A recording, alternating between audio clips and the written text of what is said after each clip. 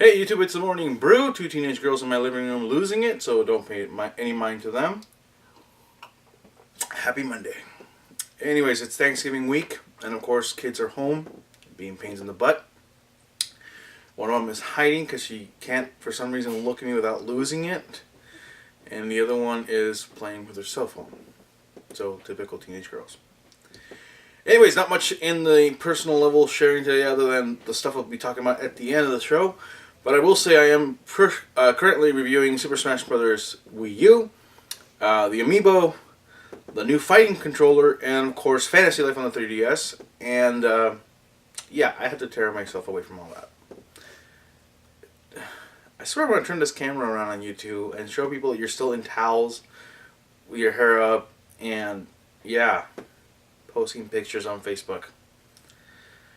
Those threats work. Anyways.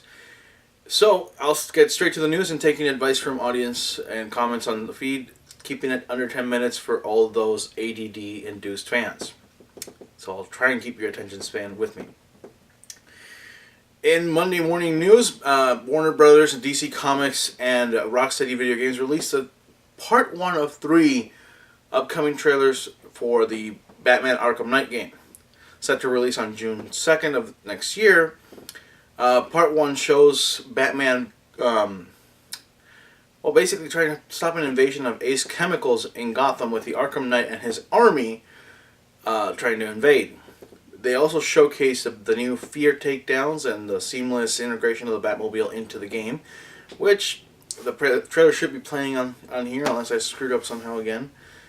It looks great. It looks really good, and honestly for the Part 3 of this great trilogy, they really upped the game. I mean, before you were taking on just Arkham Asylum, trying to take down the thugs and criminals that live in there. Succeeded. Second part, you're trying to take down Arkham City, a much larger canvas and much larger group of people to fight, but you were fighting multiple gangs at once that were already fighting each other. In this one, you're fighting a full-blown army invading Gotham and trying to take out the Batman himself. Being led by the the Arkham Knight and the Scarecrow. It's a pretty nice combo. So we'll see how that goes.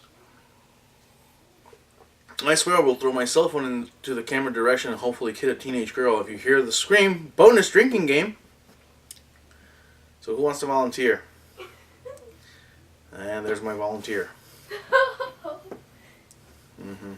Anyways, see what I have to deal with if it's not nosy neighbors, construction, crying baby. It's a giggling teenage girl. Boy, do I wish that was a problem for me back when I was 14. A teenage girl who can keep quiet in my room. Now 2. That was at 16, I wish 2 teenage girls could not keep their composure in my room. Now they're a pain in the ass for me. And yes, it is the A word, sorry. I'm not starting over for that. So the game is set for June 2nd. The next trailer, Part 2, will be released on December 1st, showcasing the rest of the trailer. And of course, like I said, upping the ante with this game, putting Batman up against an army, using the Batmobile, which converts into a tank.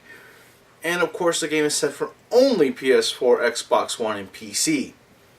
I suspect we might see a PS3 and Xbox 360 edition eventually. Mostly because, well, I'm sure they'd like to sell more copies. Though I don't know if it's going to be possible considering the high level graphics they're using, the multiple amount of enemies you'll be dealing with. And quite frankly, the trailer does a great job of showcasing the Batman's moves. Facing with enemies that just... There's this great scene in the trailer where he's fighting a thug and jumps into the air to cut the chain off of a lamp to use it to bash his head in.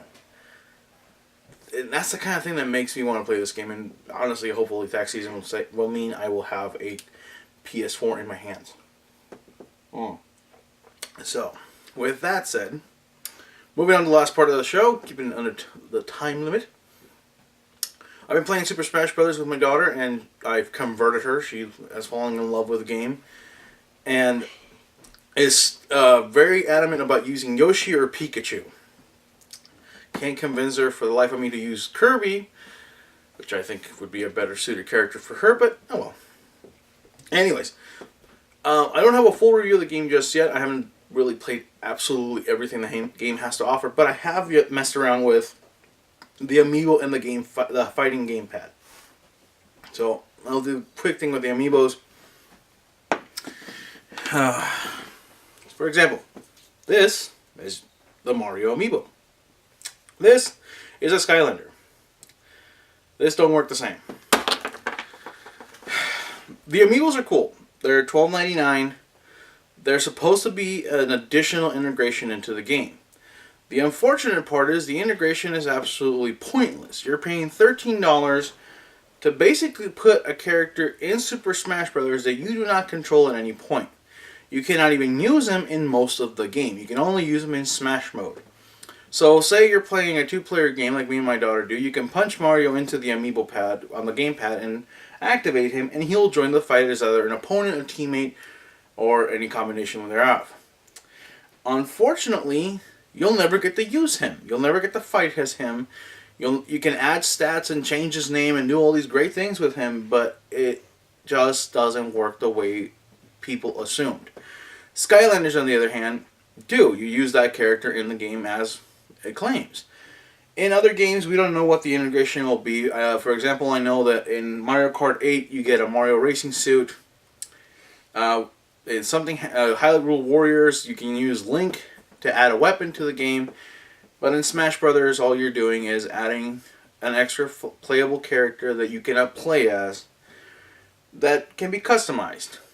But you can already customize characters in the game and use a custom Samus and custom, well, anybody that doesn't need to have an Amiibo with them. So, are these little figures worth the $13 price tag? No. At the moment, they're a really nice, well-sculpted, well-put-together figure that has almost no functionality within the games other than a really cool shelf piece to put on your Wii U. Personally, I'm quite glad I skipped out on buying any more than Mario, and I most likely won't be buying any more outside of maybe I want to collect a Yoshi or a Kirby, but unfortunately for $5 I've already bought a really great Yoshi figure, a great Donkey Kong figure, and great Mario figures that sit on my desk right now, and I would have grabbed them, but unfortunately I'm on camera. So with that, it's really not, for $12.99 it's not worth it. Now, for the price of 2 of those Amiibos, you can set yourself up with this really nice gamepad that looks like a GameCube controller, works like a GameCube controller, and does a great job of helping you fight in the game. It plugs into your Wiimote like that, and for $24.99, again the price of 2 Amiibos, you get a gamepad that doesn't limit you like the GameCube pad that they worked out for Smash Brothers. Yes, you can buy the adapter kit that'll add 4 additional game ports to the game, so you could put in 4 GameCube controllers, but you're paying $25 for that. There's no guarantees it'll work with any other game yet. Nintendo has stated clearly that right now it only works with Super Smash Brothers. The one I bought works as a game controller, like a Pro controller. So I can use it on anything. Super Metroid, Super Mario Bros. 3, Super Mario World, basically my entire arcade lineup from the eShop. So really it's not worth paying for the extra money for your GameCube controller when you can get one of these Mario pads that come in Luigi, Mario, Princess, or Yoshi themes. For $24.99 it isn't bad. It's the same price as a Game Pro controller. Just don't look at the Wiimotes, because those are $40, and that's an obnoxious amount of money to pay for the Wiimote. Yeah, I get the Wiimote Plus, and yes, it comes in Mario, Luigi, Yoshi, and Princess Peach, but for $25 it ain't, or $40 it ain't worth it.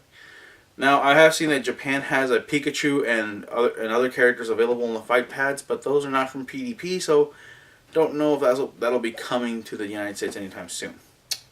So with that, I kept it limited. And I'm done, and yeah. Hope you enjoy these shorter shows, and let me know in the comments what you think. Are you planning on buying any Amiibos? Did you pick any up?